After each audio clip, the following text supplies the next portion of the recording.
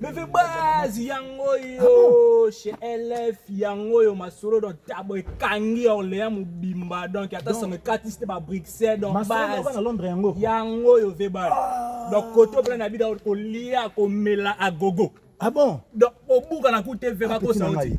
Donc ko sa oti donc ve yo neni kasi ya ko tombe dans tout. Ve na leli mabe. Ko ta velia kanta ba kwa. Na pero ba malilo bae e você mba pina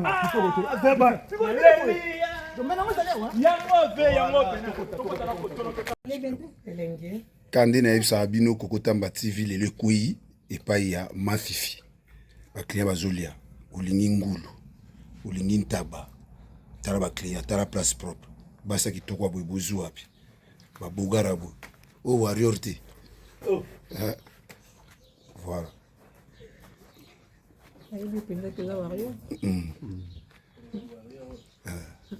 Bomoni bino mo ache mama fifi bientôt bomona ye moko a repasser moi message ndeko moi lilobe ali moi ngulu ngo ikende ni papa ngai kitoko makasi les autres bien non bien vraiment le beau que bien ah bon dans système il y a Panama 100% il y a pas d'adultère en tout cas d'être na film ba yambi bino bien vraiment.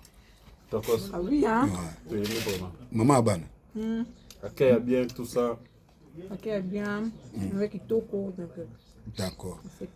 En tout cas, vous se retrouvez dans Katia Kokotamba TV. Derrière. Le désordre, l'inconscience et l'incapacité régnaient en maître aux Zaïre.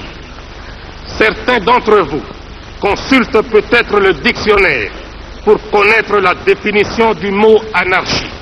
Alors qu'aux Zaïre, nous l'avons tellement vécu que nombre de personnes croyaient que le mot anarchie était une invention zaïroise. C'est pourquoi tout désordre dans n'importe quelle partie du monde était baptisé du nom de congolisation.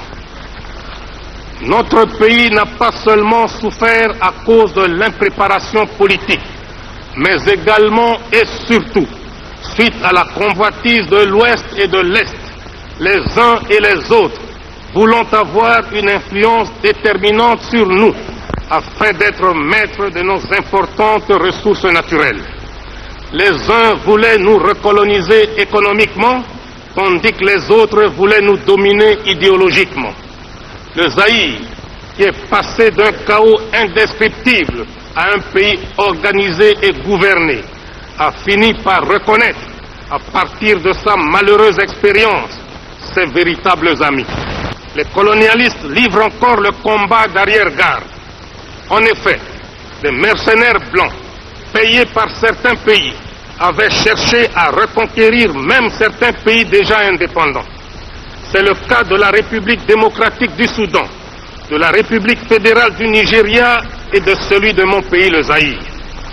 Dans la ville de Bukavu, à l'est du Zaïre, un mercenaire blanc venu d'Europe s'était proclamé sans rire président de la République du Zaïre. Si un noir l'avait fait en Europe, on l'aurait pris pour un humoriste de mauvais goût, un détraqué mental. Mais, puisque c'était un blanc qui le faisait en Afrique, les colonialistes avaient mobilisé la presse, la radio et la télévision pour les mettre à son entière disposition, non seulement pour lui faire la publicité, mais aussi pour ridiculiser le chef de l'État du Zaïre que je suis, pourtant incontesté aussi bien dans les limites du territoire national que dans tous les pays représentés ici. Une telle provocation est pour moi une insulte intolérable que je ne peux pardonner. Une telle provocation est pour moi une insulte intolérable que je ne peux pardonner. Je vous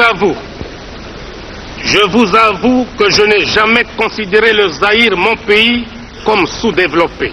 Car mon peuple est discipliné, travailleur, digne et fier. Alors que les pays qui se disent développés sont le théâtre de désordres sociaux, de grèves sauvages. C'est pourquoi nous préférons au terme de développement celui